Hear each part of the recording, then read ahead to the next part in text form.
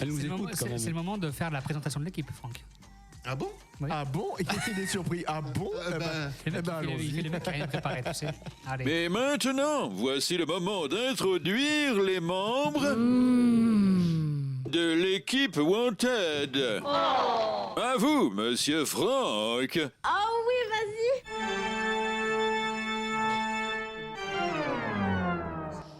Et bonsoir, chère auditrice qui te demande comment je peux cumuler un physique de bonhomme de neige et être aussi incandescent que le Vésuve en pleine éruption.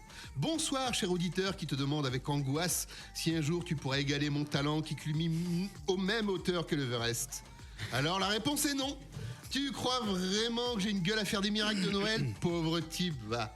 Bonsoir, amis qui méditaient, amour qui médisait, amants qui m'irritaient, autres associés qui méritaient de vous vautrer dans le stupre et la luxure. Nous sommes ravis et heureux de vous retrouver pour cette spéciale 100% déconne aux portes de l'hiver qui sera pleine de rire, de chaleur humaine et de mains mises aux fesses musclées de monsieur Yannick qui sait pertinemment qu'avant la fin de l'émission, il va rencontrer son idole, un gros Père Noël lubrique comme un calleuse qui va de se vider la hotte et lui remplir la capote.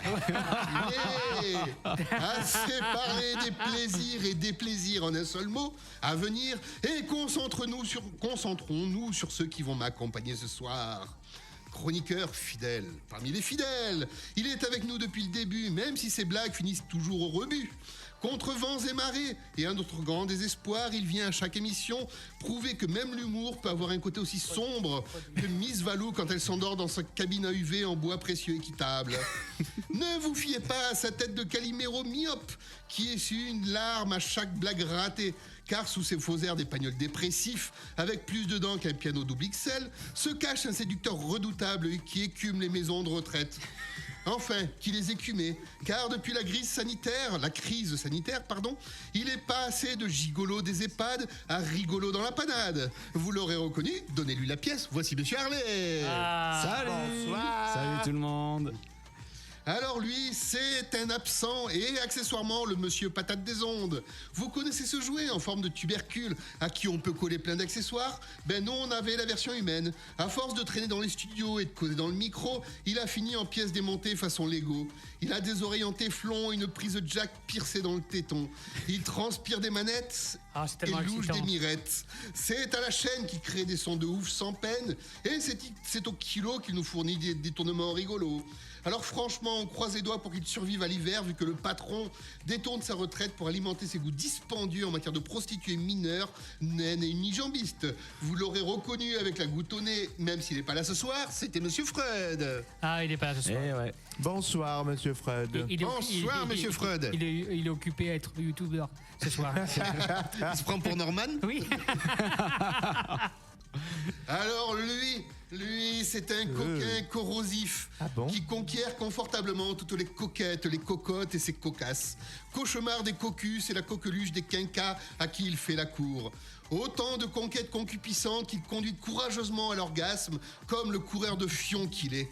Ne vous fiez pas à sa tête de gendre idéal qui semble née pour caresser la tête de bébé tout en faisant sauter le chien sur ses genoux, car derrière ce sourire aimable et ce déhanché lascif se cache un censeur du micro, un Poutine des ondes, un coupeur de chroniqueurs. Mais vous l'aurez reconnu, même si entre-temps il me bâillonne comme un jambon. Voici Monsieur Yannick. Salut Yannick. T'as fait fort là sur l'écriture. Hein. C'est vachement réfléchi. Le début avec des on aurait dit une poule. Je vais te foutre mon œuf dans la gueule, moi. Nous vivons une époque désenchantée et en plus, elle n'est même pas là pour désormais réenchanter notre quotidien. Elle n'a pas besoin de réchauffement climatique pour mettre le feu au studio. Et dès la première émission, on a vu qu'elle formerait un couple mythique avec le patron. Ah oui. Vous avez adoré Marilyn Monroe et Kennedy? Vous avez kiffé Charles et Lady Di? Vous rêvez en regardant les aventures de Plus belle et la vie? Alors, vous serez un brin déçu, car niveau passion, on est un peu dans le Aldi de la romance. Et niveau intensité, c'est comme pour les ampoules basse consommation, à savoir pas vraiment brillant. Mais on va pas se mentir, elle nous est désormais indispensable, car aussi rare dans ce studio qu'une fiche de paix. Oui, elle incarne la femme et elle représente aussi la condition féminine, la tendance écologiste, la mouvance éthique, mais pas pathétique, de cette émission. En bref, c'est notre caution morale et elle en est ravie car cela la change de celle qu'elle paye habituellement pour sortir de tôle après avoir démonté le McDo de Martignas-sur-Jalles. Vous l'aurez reconnu même si au fond de son lit, voici Miss Valou. Salut Valou. Bonsoir, Valou. Salut Valou. Qu'on fait un coucou. Mais de oui. loin, hein, qu'elle nous C'est fait ça, passer ouais. microbes. Exactement. Même Et s'ils chez sont elle- verts. En tout cas, Freud nous écoute puisqu'il a répondu au bonjour qu'on lui a fait tout à l'heure. Oh, c'est mignon. Magnon.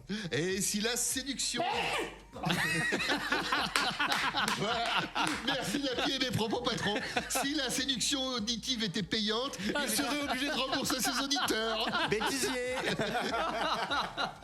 Merci. Maître du mystère et du suspense, il a un vrai physique de radio et une voix que l'on associe généralement à un clown avec la braguette ouverte qui vous invite à venir voir la trompe de l'éléphant. Je suis à Pote Norman.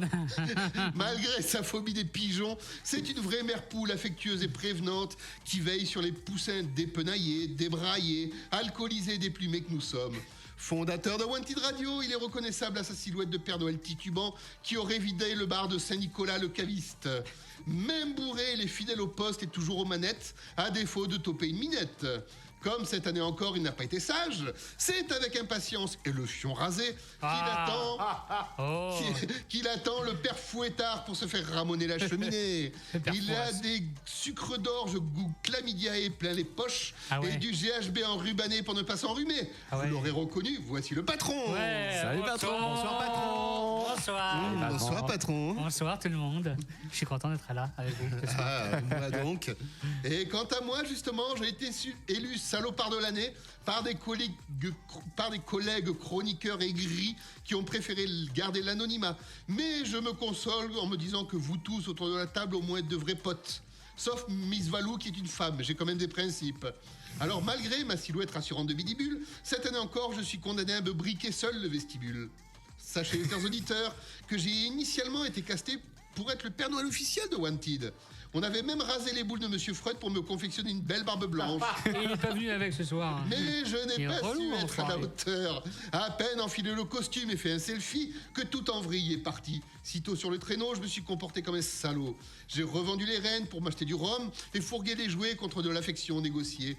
Mais vu que c'est Noël et que j'ai des dossiers sur vous tous, ce sera juste une formalité que vous me pardonniez. Donc oui, vous m'avez reconnu, je suis Monsieur Franck. Ah, Bonsoir, monsieur Franck.